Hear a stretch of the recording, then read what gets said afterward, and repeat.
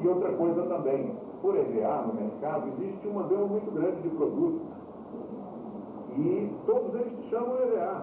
Não tem como você achar um diferencial assim, por uma referência de nome, de número, de alguma outra coisa. Então, só conhecendo. Só indo lá na loja olhar, pegar e tal, ver se a densidade é aquela mesmo, se a qualidade é boa. Então, o que nós estamos fazendo agora é pesquisar, procurar e colocar no contrato de franquia uma determinada empresa que a gente já saiba que é boa, embora não seja mais barata. Nunca o melhor é mais barato, né? Isso é uma coisa, um sonho ilusório, a gente querer que seja barato e bom.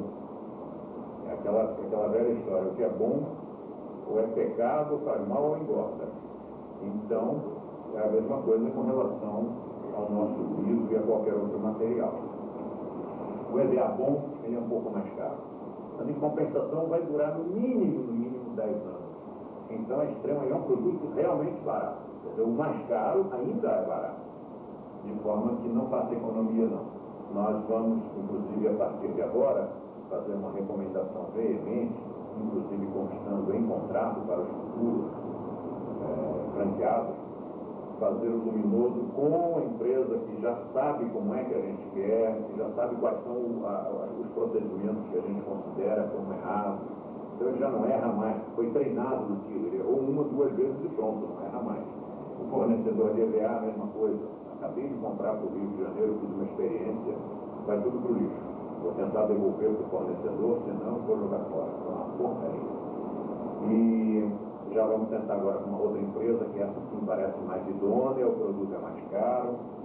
E a partir de agora, para evitar que vocês tenham os mesmos dissabores que a gente teve no passado, a gente vai pedir esse crédito de confiança. Quem for ainda adquirir o EVA, ou fazer luminoso, ou contratar contador, ou qualquer outra coisa, faça com os nossos. A gente já ensinou como é. Sem imaginação, dezenas, centenas de franqueados. Aí cada um inventa de fazer um fornecedor diferente, que faz com a cor errada, com a fonte errada, com a proporção errada, e redesenha o logo, lógico, ele está errado, e de repente minam a saúde do mestre, o mestre já está velhinho, tem umas 5 que morrem e ele fica sem. Então, não vamos inventar novidade, vamos fazer como a gente pediu. Então agora nós vamos dar o nome do fornecedor, você compra lá, são 3 centímetros, e existe um EVA que é com dentes que ligam, que prendem umas peças nas outras, e outro que é assim, sem ter encaixe. Nós vamos experimentar um, vamos experimentar o outro, depois a gente diz para vocês qual foi o melhor. Por enquanto, ainda valem os 2. Você pode experimentar um ou o outro. Bom, o quadro negro deste canto fiscal. O quadro negro ideal é este que nós temos aqui. Dá um close com a câmera para o pessoal poder perceber que tem uns quadriculados no quadro. Tem umas linhas que são linhas de guia, que facilitam quando a gente vai traçar uma linha vertical ou horizontal, ou até escrever uma frase no quadro, fica tudo muito bem desenhadinho. O nome deste quadro negro é Lousa Line. Esta é a linha e a marca é Fórmica.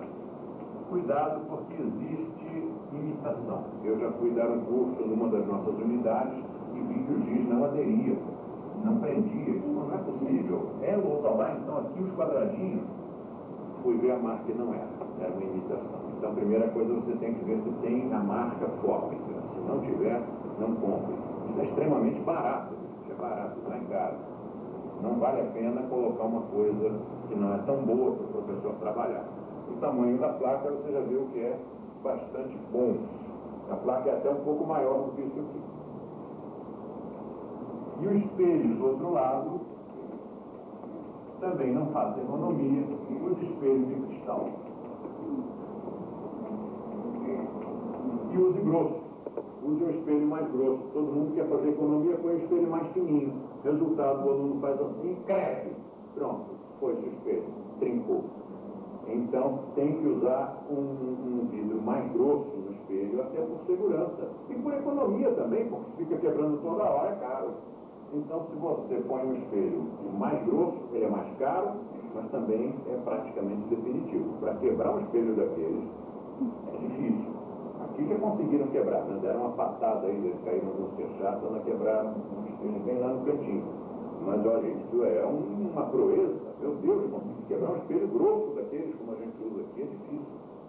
E o espelho deve ser preso. Se o espelho é desse tamanho, ele deve ser preso em toda a extensão, não só no contorno, mas dentro também. Ele deve ser muito bem afixado com fitas adesivas de dupla face. Tem umas fitas super fortes no mercado. E se não for assim, na hora que quebrar, cai o caco e corta a pessoa. Então, se for desse jeito, mesmo que quebre, quebra, mas fica lá. Não machuca ninguém. Alguns professores mais antigos são contra o espelho, porque eles dizem, espelho, numa sala de aula de yoga, isso parece aula de balé, isso dispersa a concentração, isso estimula a vaidade. Mas pelo amor de Deus, isso ajuda a correção. Então é bom, o espelho é necessário. Você vai fazer um asana, não sabe se está torto ou se não está, olha no espelho. Ninguém vai ficar no espelho assim, né? Você vai fazer no espelho a correção do exercício. Você vai ver se os seus quadris se deslocaram, se você está caindo para frente ou para trás, se o joelho flexionou sem querer. Há coisas que o espelho não mostra, mas a maior parte o espelho mostra. E o que o espelho não mostra? Você filme, arranja uma câmera de vídeo e acerte a câmera num ângulo que não seja o ângulo frontal. E aí você coloca, por exemplo, para um Sirsasana, você coloca o monitor aqui, na frente, para você ver, e a câmera aqui, de lado. E aí você vai ver que está fazendo aqui uma lordose. Aí você se corrige.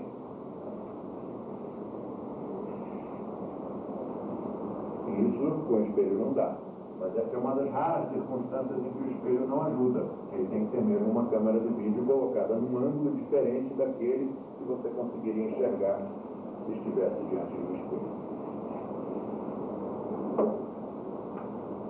Então, você vê que uma sala de aula tem uma série de recursos que nem passam pela nossa cabeça. Agora, tem mais coisa. Iluminação. A iluminação não tem como indicar aqui, mas a iluminação deve ter opções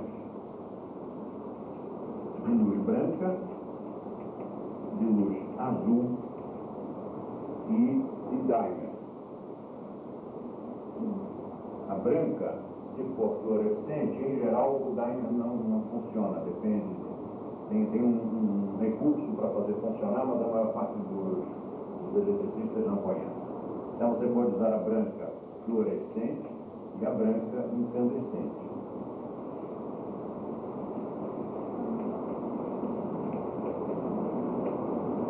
Depois a branca incandescente, você pode controlar a intensidade dela.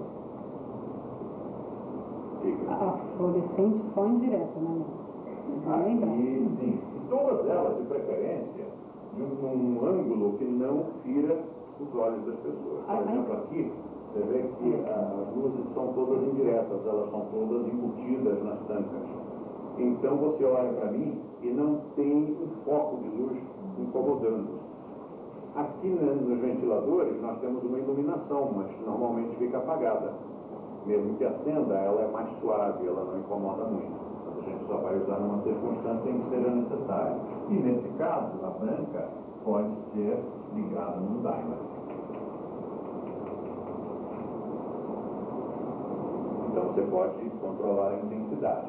A azul, se for fluorescente, não precisa dele. Se a azul for incandescente, você pode também ligar num regulador de intensidade. Você pode pôr muitas lâmpadas fortes azuis e deixar fraquinho, ou depois mais forte, à medida que você queira fazer esta ou aquela prática.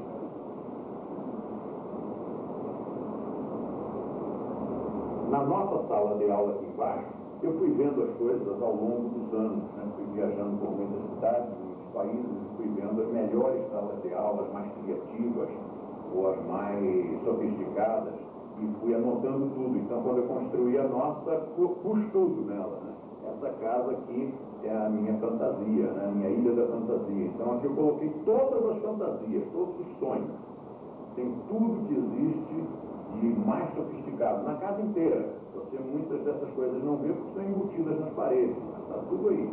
E a sala de aula, eu posso dizer para vocês, assim, cheio de satisfação, que é a sala de aula mais requintada, mais sofisticada do mundo inteiro. E uma das coisas que nós colocamos na sala de aula é, aqui na porta, interruptores paralelos com os interruptores que estão aqui atrás do professor. Então, o professor aqui controla som, luz, tudo, mas se ele sai da sala de aula, ele desliga, ou na hora que entra, ele liga através do controle paralelo que tem do lado da porta. Também tem um controlezinho aqui para acender uma luz vermelha, que fica na porta, acima da porta, na parede acima da porta.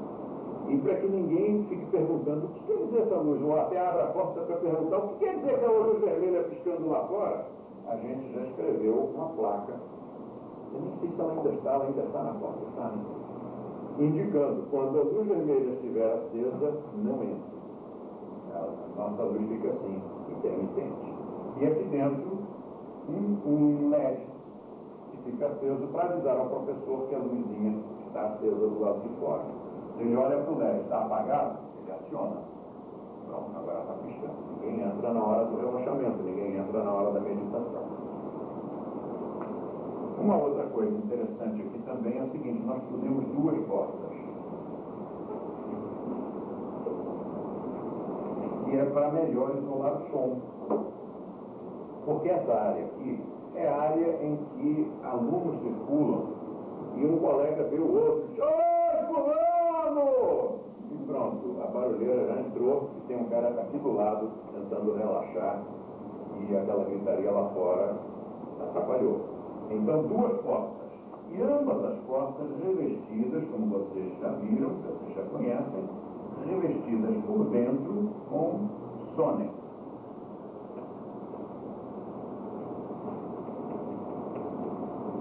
Sonex é uma espuma que absorve reverberação. Então, as duas portas revestidas de Sonex, quando você fecha as duas, pode dar tiro de canhão aqui fora, que o aluno lá dentro não escuta nada. E também é barato. Eu não sei por que as pessoas não fazem. São produtos que não são caros. Se dissesse que uma coisa dessas custa os olhos da cara, não custa. Até se custasse, a metragem é pequena, acabava sendo barato na mesma. E quanto custa uma porta? A porta não é cara. Botar mais de uma porta não é uma coisa cara. Mas pouca gente fez. Eu só vi na nossa e em mais uma unidade esse cuidado de colocar duas portas.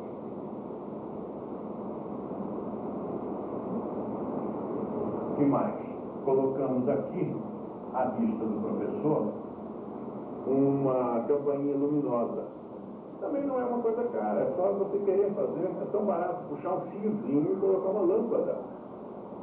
Porque se a sala é a prova de som, quando alguém aciona a campainha lá fora, o professor não escuta. E se ele estiver sozinho na casa?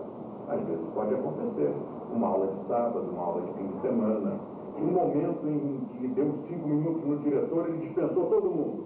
Sabe de uma coisa? Não quero mais ninguém. Vai todo mundo para o quinto dos infernos, eu vou trabalhar sozinho. Pode acontecer.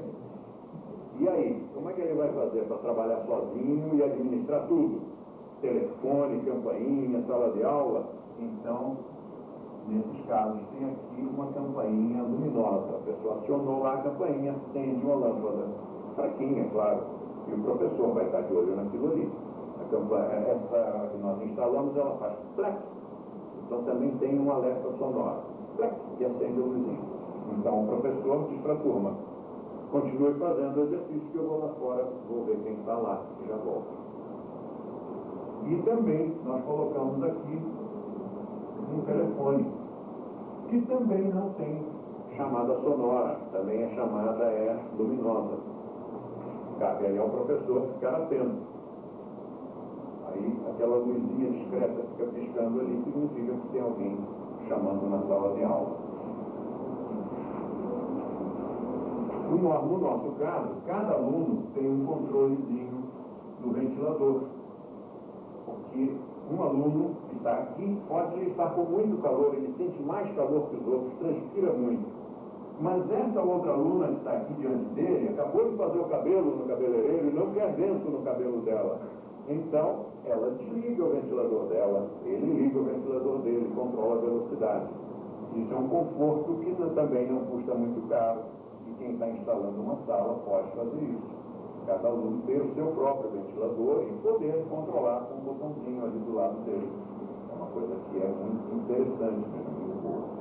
E depois, instalamos aqui neste canto, eu comecei com as coisas que são mais importantes e agora estou falando das coisas supérfluas, né? Não são supérfluas, hein? Mas parecem que são, e você, estando com pouco dinheiro, você vai tender a não instalar agora, você vai instalar mais tarde, que é o circuito interno de TV. E é para ver o que está acontecendo na sala de aula, porque o diretor da instituição não tem paranormalidades assim tão desenvolvidas a ponto de estar presente em todos os lugares. Ao mesmo tempo ele está na recepção, sabendo o que estão dizendo lá nas informações, ao mesmo tempo ele está na sala de aula, ao mesmo tempo ele está na secretaria, ao mesmo tempo ele está na diretoria entrevistando alguém. Então o circuito interno de TV, o preço caiu extremamente nos últimos anos, as câmeras ficaram baratas, ficaram pequenas, e eu recomendo um circuito interno de TV com som, para você poder monitorar o que está acontecendo em todas as dependências da sua instituição. Aqui ela é especialmente necessária, eu vou contar para vocês um caso que aconteceu aqui mesmo na Jaú. Não nesta casa, na casa anterior a esta, que era ao lado, há uns 15 anos atrás. Uma aluna estava saindo da sala de aula, era aluna nova, e aí eu procurei dar uma sondada para ver se ela estava sendo bem atendida, se estava tudo correndo bem. E aí, que tal a aula? Gostou da sua aula? Eu gostei muito. E como é que foi a coreografia? Aí a professora que estava presente já se apressou a justificar. Não, é que ela é aluna nova, eu ainda não ensinei coreografia. Espera aí, isso é na primeira aula. Coreografia você não espera que seja aluno antigo para ensinar. Se você não ensina logo no início, suponha que ele faça uma aula só na sua instituição e por qualquer motivo ele tenha que mudar-se de cidade ou de bairro, vai para um bairro distante. E aí, ele sai dizendo que o seu método não tem coreografia, porque ele não viu aquilo ali. Então, é logo no início que a gente faz isso. Aula em formato de coreografia e no final da aula, aqueles 5 minutos, ou 3 minutos, ou 1 minuto, ou o que for, o que der tempo, de prática livre em formato de coreografia. Quando a aluna saiu, eu disse, então, é isso. Quanto tempo essa aluna tem? 3 meses. 3 meses. Você nunca ensinou a ela a coreografia, que é uma das características principais do método. E pasme, ela disse, eu não sabia que era para dar. Mas como você não sabia? Quando você fez exame para a instrutora, não estava isso na sua prova.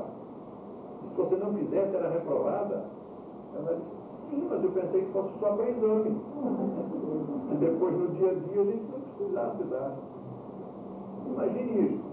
Por quê? Porque eu não estava olhando. Se eu estivesse olhando a sala de aula, se eu pudesse monitorar, eu chamava logo na primeira aula, escuta aqui, e a coreografia, e a prática livre, e o aviso que se dá no fim da aula, e aquela pergunta que o professor tem que fazer. Você não está fazendo a pergunta, você não está dando o aviso.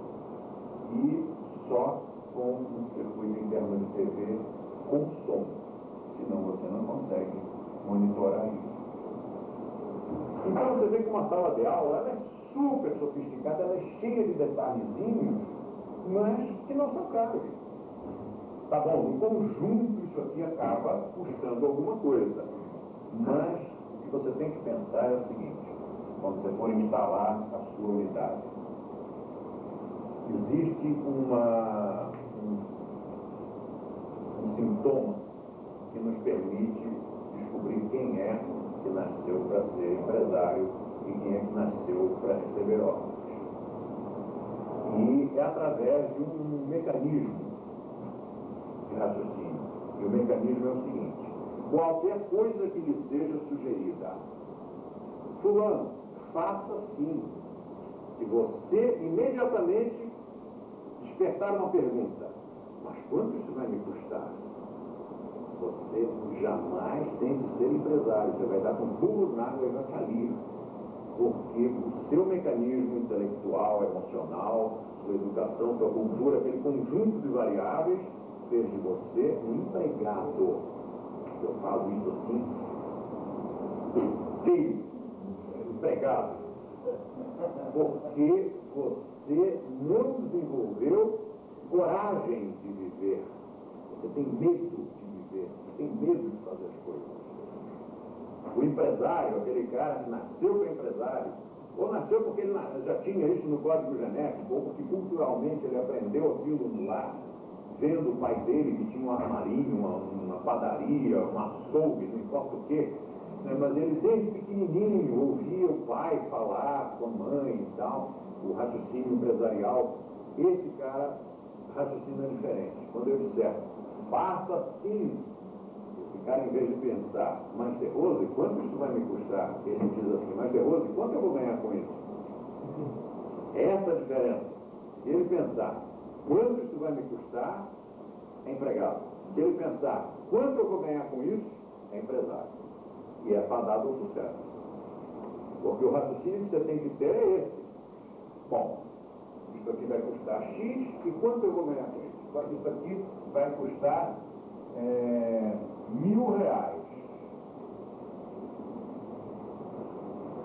É caro ou barato? Depende de quanto você vai ganhar. Não é barato nem caro. Quanto isso aqui é caro ou barato? Bom, quanto é que eu vou ganhar? Raciocínio do empresário. Quanto eu vou ganhar? Eu vou ganhar 500. Ah, então é caro. Perdi dinheiro. Agora vamos botar aqui mais 2 zeros. Quanto custou isso? R$100.000. É caro ou barato? Depende de quanto eu vou ganhar. Custou R$100.000, mas eu vou ganhar 200.000, então foi barato. Folheto de divulgação. Olha, você tem que adquirir, lá da pessoa que produz, que aliás é a Rogéria, 10.000 folhetos, no mínimo. Ai, Deus, mas quanto isso vai me custar? Estou cansado de ouvir essa pergunta. Não interessa quanto vai te custar, raciocine do outro jeito. Quanto você vai ganhar com 10.000 folhetos na rua? Quantos alunos você acha que vai ganhar com 10.000 folhetos? Aquele folheto lindo, maravilhoso. 10 alunos? 10.000 folhetos, 10 alunos. 10 alunos a 250, dá R$2.500. Se o milheiro do folheto custou R$88, você ganhou dinheiro. É lógico que é barato. Por que não compra 10.000? Por que fica aí no miserê comprando 1.000, 2.000?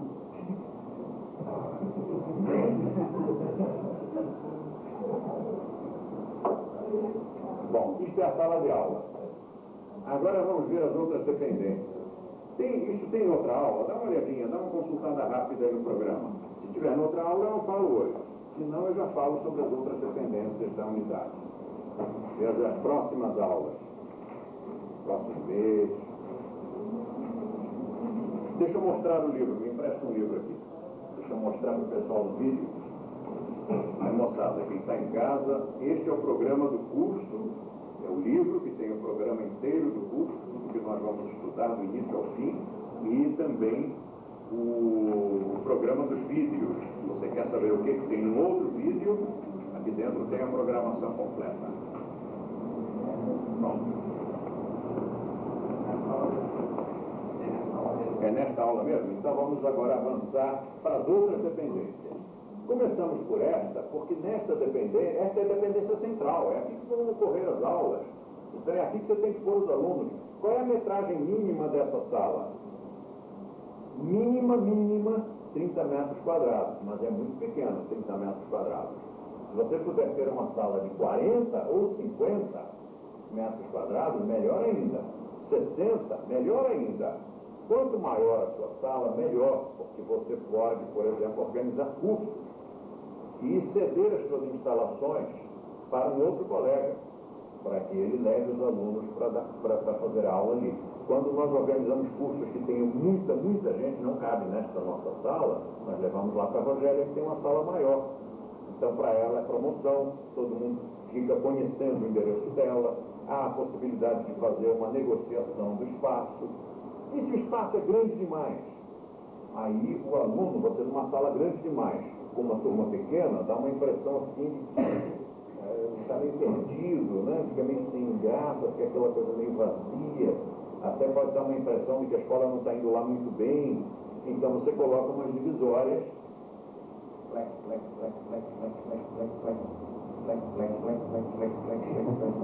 sabe aquelas portas assim? Você abre tudo, junta num canto, junta no outro canto, não ocupa espaço. Ou então você puxa, vai assim, sanfonado, né? Em madeira, grossas, pesadas, com lã de rocha dentro, que é para isolar o som. E nesse caso você pode ter até 2 atividades, uma em cada lado. Eu vi isso num hotel, isso nenhuma unidade nossa tem ainda. Mas eu vi isso num hotel em que eu dei curso e é fantástico, porque eu estava vendo um congresso na sala ao lado, aquela balbúrdia do congresso, não passava som algum para a nossa sala de yoga. Naturalmente, só precisa fazer contratar alguém competente para fazer isso. E as outras instalações? O que uma escola de yoga realmente precisa?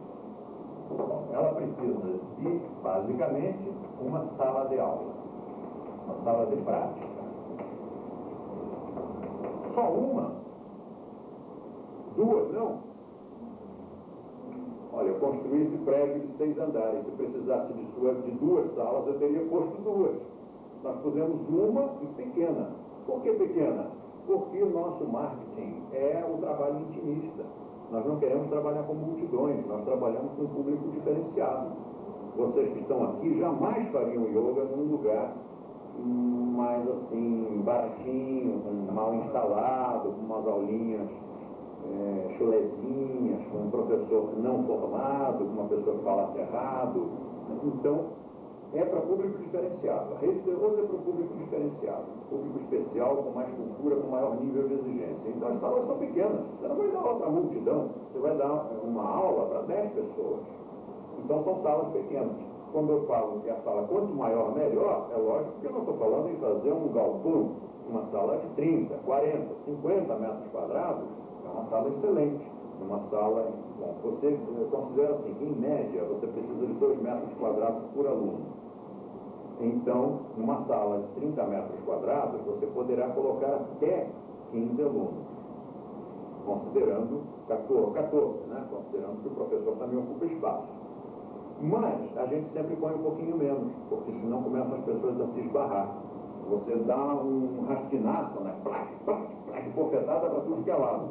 Então, não vale a pena encher a sala. Nem precisa, né? Realmente não precisa. Então, uma só sala de prática é suficiente. Algumas